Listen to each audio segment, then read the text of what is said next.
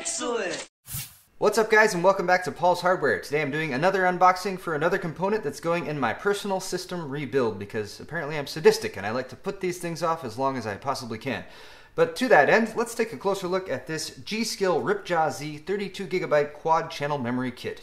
Now this is actually one of the largest boxes I've ever received for memory being shipped to me in, so that's kind of impressive I guess, but shiny G.SKILL logo on the top. This is quad channel memory. It's actually designed specifically for Intel LGA 2011 processors and X79 platforms. However, that does not preclude you from using it in a different platform, such as on a, say, mainstream Intel, like with a Haswell processor or something like that, or even maybe on an AMD, anything with dual channel. But the quad channel XMP settings are going to be a little bit more suited for X79, so that's what I'm using it for. Should be good to go. On the side here you can see the G.SKILL is including a lifetime warranty, which is about as good as it gets as far as warranties go, as far as I'm concerned.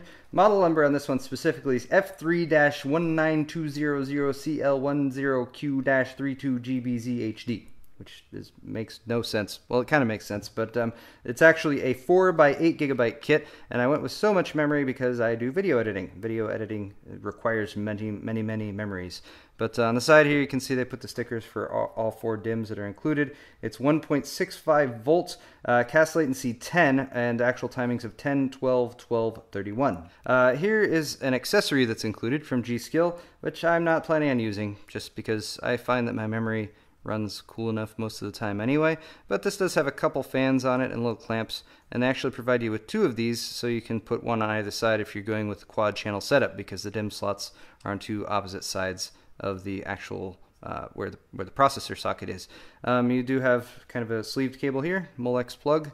I would prefer, if I was going to be critiquing this, even though I'm not going to be using it, that this had a 3-pin header rather than just plugging it straight into Molex, but like I said, I'm not going to use it anyway, but hey, looks pretty cool. In box number 2, surprisingly enough, we have another one of those. I already said you get 2, but there's your confirmation.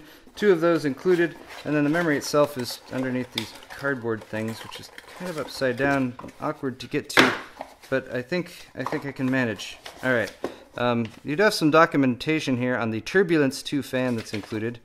That you guys are free to pause and read if you really want to. User's guide. And then the memory, which comes in these little pouches. Okay, and I nearly forgot this little accessory too, which is a G.SKILL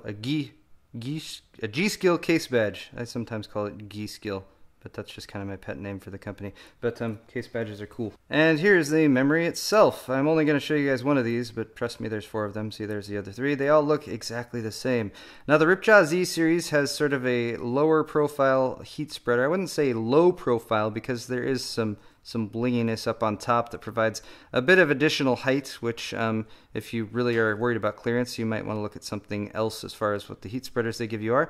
But aesthetically, they have a flat black PCB on the memory, which I really like, because I do appreciate the aesthetics, and especially when I'm doing YouTube videos, I like things to look pretty. And it is XMP 1.3 ready, so if you have an Intel motherboard, or if you have an AMD motherboard that supports Intel XMP profiles, you can load those up, and it will automatically set it to DDR3 2400 with the timings in place, which is, in my experience, the easiest way to get your memory set at the proper speed and frequency. This is certified actually on ASUS Intel X79 based motherboards, so that's kind of nice if you're looking for certified and actually tested memory. ASUS worked with G.SKILL to do that. They are all black for the most part, and that's kind of why I went with these, is I wanted them to blend in just about any situation.